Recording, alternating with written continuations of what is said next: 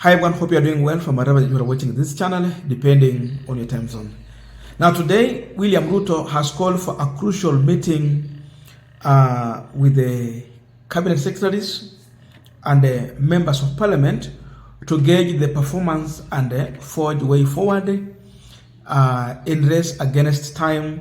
Remember, he needs to deliver his promises to the people. This is coming at a time when Kenya Kwanza has been under serious criticism over the performance in terms of projects they have been launching. We have petty projects that need to be delivered, zile ndogo ndogo, and the main ones. Of course, they have failed completely. And if you check in the Daily Nation, this story was also shared with the headline, Minister on the spot in make or break retreat. So there is that retreat. Possibility of some ministers losing their position, some being moved from one ministry to another. Is there such kind of a move? So with all this, above all, we are seeing a huge problem with the Kenya Kwanza administration. You look at the ministers, you will agree with the majority of Kenyans that most of these CSS, they have nothing new to bring to the table. And they are not helping William Ruto in any way to deliver the services to Kenyans. Or if they are offering their advice and Ruto is not taking the advice, the only thing we cannot put a blame on this minister is when they can make a well-informed decision to resign. Because if you are advising someone and the person is not taking your advice, you come up with a plan, he's not taking the plan, then you have no business being in that administration. Walk out.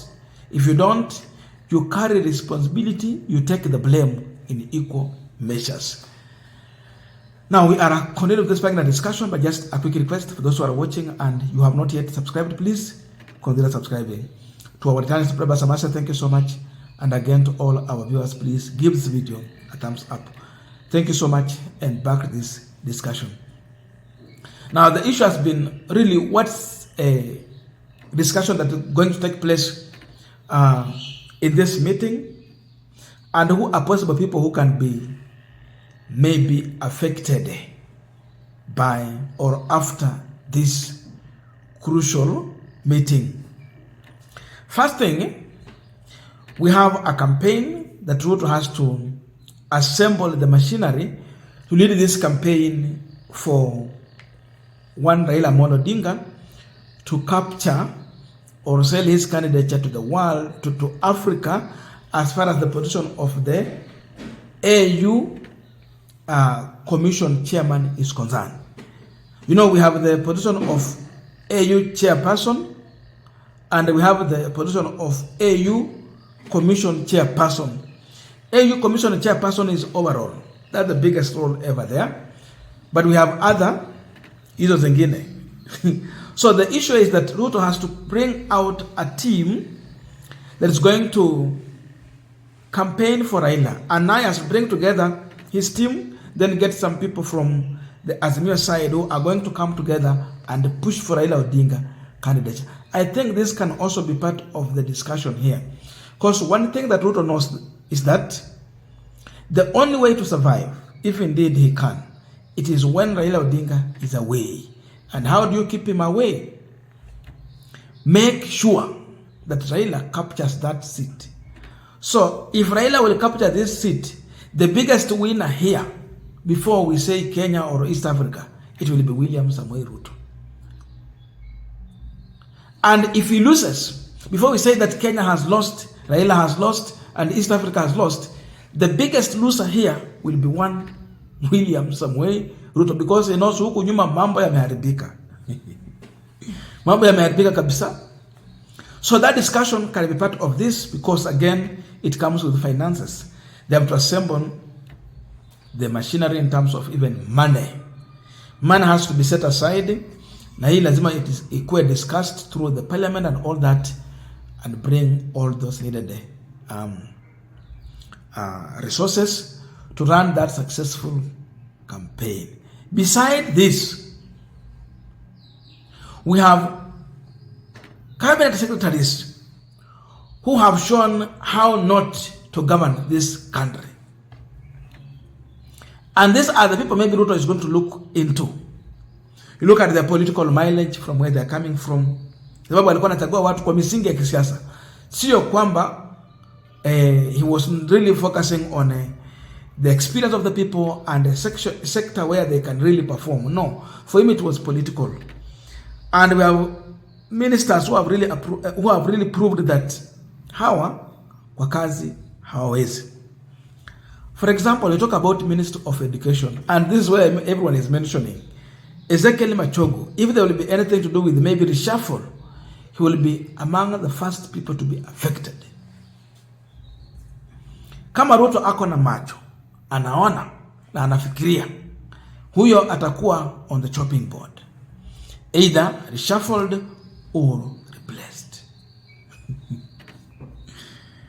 But I can tell you, in this replacement, it might not happen today, but it can just be a warning. Why? Because there is also a journey ahead that Ruto has now to make sure that Raila is also heading somewhere. In case Raila will win, there can be a possibility of collaboration. Without a collaboration, that's when a reshuffle can really happen seriously, in my thinking. But I don't know your views. You can share that in the comment section. So Machogu will be on the chopping board.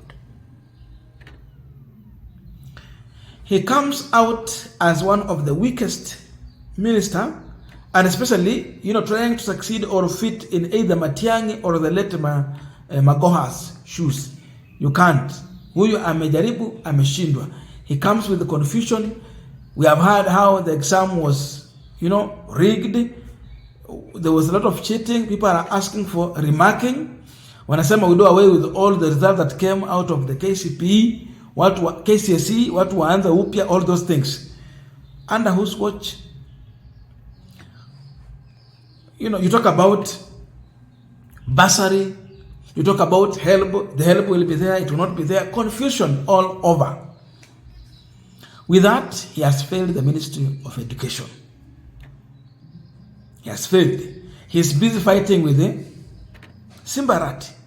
So he's more in politics than in delivery. Besides this, mtu kama wa agriculture, Mithika Linturi. When was the last time you heard him?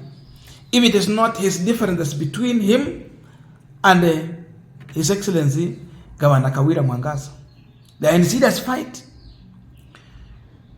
I don't know the last time he helped farmers to really get, value for their produce in either way. In fact, the last time I saw him talking, he was discussing on how he's going to give contract to Zambia farmers so that they can produce maize for him to sell here in Kenya. So, unasaidia mkulima wa Zambia na unaua mkulima wa Kenya. And many other stories. Hata yeye mara nyingi tunaambiwa in his own ministry, he's not aware what is going on. He's not aware. Wanakuja na fertilizer hapa wanatuambia sijui ya serikali cheap, which is much expensive, ilikuwa ya bure. The Attorney General JB Muturi came out openly to share his differences with the Ruto men. He really exposed the State House. With that, there can also be a possibility of replacing Mithika, not Mithika, JB Muturi. He can be either shifted elsewhere or replaced. Hawa watu hawana furaha na mtu kama huyo. And these ministries ni nyingi, like all of them, they have failed completely. There was another shifting, kina Moses Kula wakasongezwa huko, hata kule kwenye wameenda, kelele kama si kelele, no performance at all. So the question is, in as much Ruto is thinking to shift people here and there, will he replace them with people who can deliver? And where are these men and women who can deliver? Does he have some of them in Kenya Kwanza? or the poaching will happen. Itabidi aongee na Raila ndio apate watu wa kumsaidia kufanya kazi, na hiyo inamaanisha apate watu wa kumsaidia kubeba mzigo wake. Something like that. The failures in Ruto's administration is all about, it's coming because he is launching projects that were delivered by one, Uhuru Kenyatta, number 2, Mwai Kibaki. Hata naambiwa saa hizi ni kama ataanza ku launch projects that were done by the late Jomo Daniel Toroitich Arap Moi. Yani hawakaribi kwanza ku launch miradi ya mheshimiwa Moi the late. Let him come out with his program. We see even petty projects, they can launch them here and there. He's failing, the heckling and all that because hana kitu. And this is what is pushing him now to decide, nitafanya nini? He has seen the heckling, rejection and all those, especially from Mount Kenya region. And this is one of the reasons that has pushed him to call for this emergency meeting. Waacha maneno mengi wafanyia wananchi kazi. Yeye aongoza. Ukiongoza kwa uongo, your ministers will also lead in lies. They can't work. If you become everything you don't want to take advice, they will sit back and watch you. But those who have good brain, wale wako na utu wa kazi, they will resign. The greedy ones will remain.